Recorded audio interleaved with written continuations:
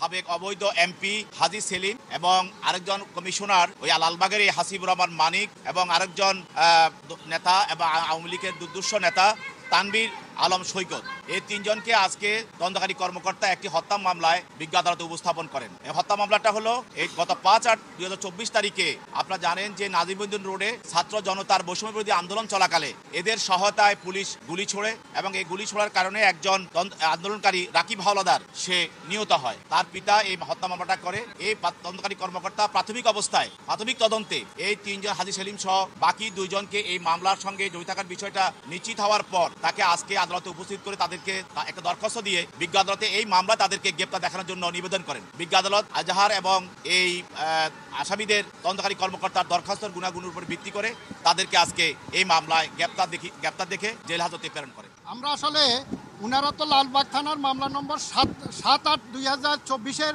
এই রিমান্ড ছিল। রিমান্ডের পরে জেল হাজতে যাওয়ার পরে এইটা হচ্ছে লালবাগ থানার মামলা নম্বর 5/9/2024 এই মামলা সোনারের দেখানো হয়েছে। আমরা বলছিলাম যে হাজী মোহাম্মদ সেলিম সেখানে বলা আছে এজাহারে যে হুকুমে অর্থাৎ নেতৃবৃন্দদের হুকুমে এই হত্যাকাণ্ড করা হয়েছে। তখন আমরা বললাম যে হুকুম যিনি দিয়েছেন স্পেসিফিক তার কোনো নাম নাই, কে হুকুম দিয়েছেন? আর আমার যে মক্কল উনি তো কথা বলতে পারে না, উনি হুকুম দিবে কিভাবে? তখন আমরা বললাম উনাকে সোন অ্যারেস্টের কোনো কারণ নাই, কারণ যে মারা গেছে তার ময়নার তদন্ত হবে, সব কিছু হবে, তারপরে যাচাই বাছাই করে তারপরে না আসামি হবে।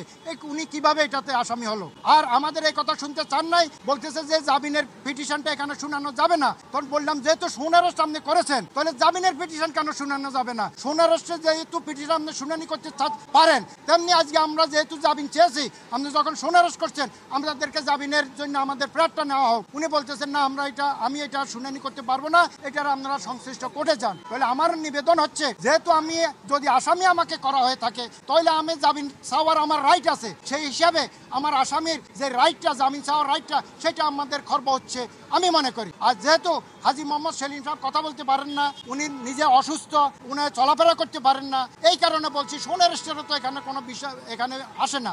তারপর সোন অ্যারেস্টের বিষয়ের পরেও যেহেতু উনি অসুস্থ, এই মামলায় যখন চার্জশিট আসবে তখন দেখা যাবে। এই পর্যন্ত আমরা একটা জামিনের দরখাস্তটা শুনি, এখন আমাদের জামিনের দরখাস্তটা শুনানি করতে দেয় না।